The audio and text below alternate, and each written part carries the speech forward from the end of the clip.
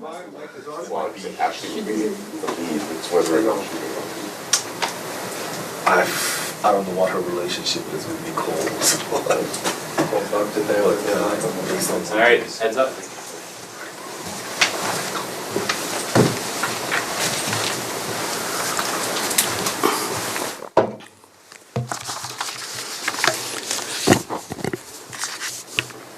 Good morning.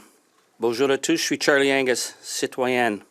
Proud to be here on the unceded territory of the Algonquin Nation. This past week, the world stood frozen as the madman with the nuclear codes used the threat of destroying a civilization as a negotiating tactic. Terrifying. But not nearly as terrifying as the fact that no one is stepping up to stop him. We are witnessing the collective failure and complicity of the political institutions, the courts, the media, and the business class of the most powerful nation on earth. And where are the allied nations? Hoping, perhaps, that he won't notice us?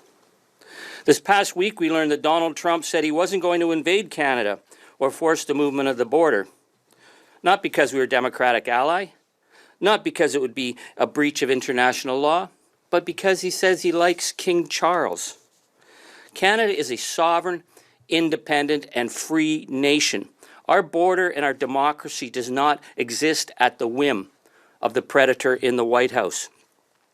Anyone who thinks that our nation's borders will be respected because the gangster in Washington happens to like the king fails to recognize the nature of the threat before us. This is a president who says the only constraint on his actions is not Congress, not the courts, not international law, but, quote, my own morality, my own mind. There is no morality in a man accused of raping children, and no morality in a political system that would give such unprecedented power to this criminal. The issue for Canada is that we share a 9,000-kilometer undefended border with a nation that is no longer under the rule of law. Trump's threat to NATO is not just a threat to Ukraine and Greenland. It is a threat to us because it is about isolating us.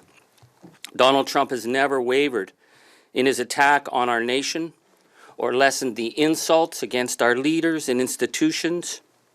We are now like Finland and the Baltic states on the border of a menacing threat.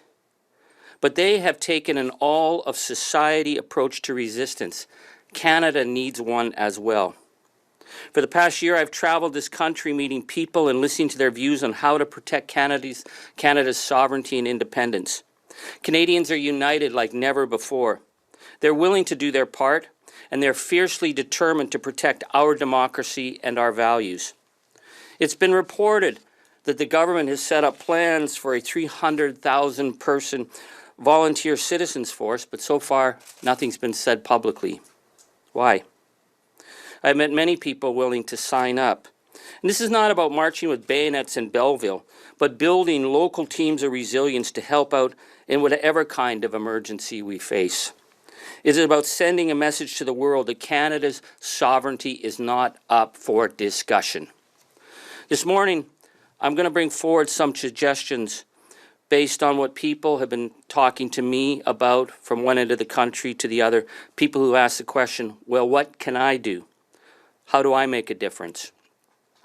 In 1940, when the Nazis invaded Denmark, 17-year-old youth named Arnie Sager wrote what he called were the 10 Commandments of Resistance.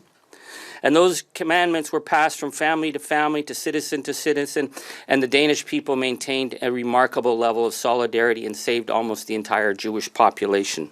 Now, we are nowhere near the level of threat faced by the Danish people, but given the deteriorating situation south of the border, we have a responsibility as citizens to be active participants at this moment in history.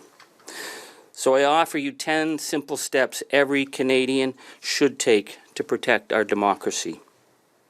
Number 1, I promise to do whatever I can to defend the sovereignty, territorial integrity, and democracy of Canada.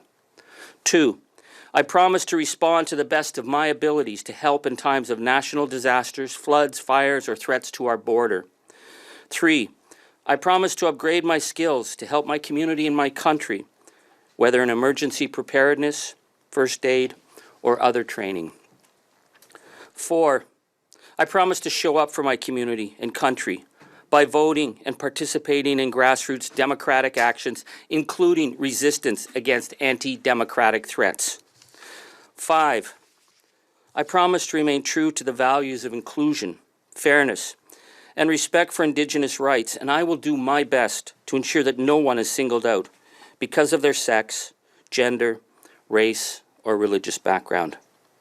6, I promise to boycott everything I can coming out of the United States and to support regional food sovereignty through buying local wherever possible.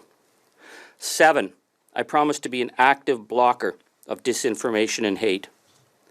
8, I promise to be active locally, helping to create small groups of resistors and to recruit fence-sitters. Solidarity supports courage. We cannot do this alone.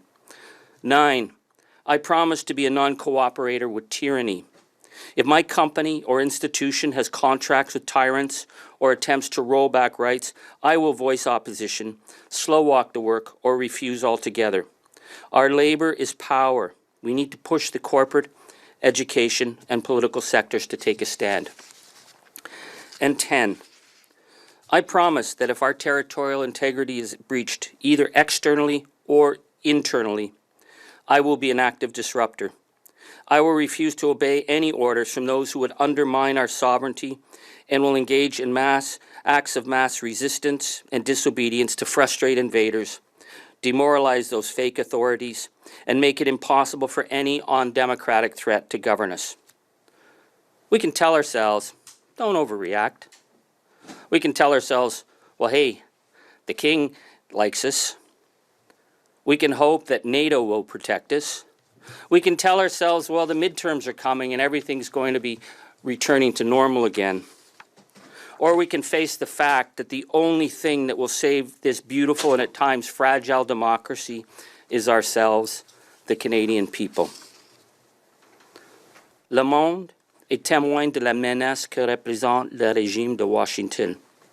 Donald Trump a bouleversé l'État de droit international. Il représente une menace pour les démocraties mondiales et en particulièrement pour le Canada. Mais il n'agit pas seul. Il incarne la complicité et la collusion des milieux politiques, juridiques, économiques et médiatiques des États-Unis. Trump représente une menace grave pour le Canada. Il s'agit d'une menace sans précédent et on doit reconsidérer notre approche vis-à-vis les États-Unis. Premier ministre Carney doit collaborer avec les citoyens canadiens pour renforcer la résilience et la résistance face à cette menace à notre frontière. Je suis confiant que les Canadiens comprennent leurs obligations. Les Canadiens sont prêts à participer aux efforts à protéger notre démocratie aux échelons local, régional et national. Thank you. Merci.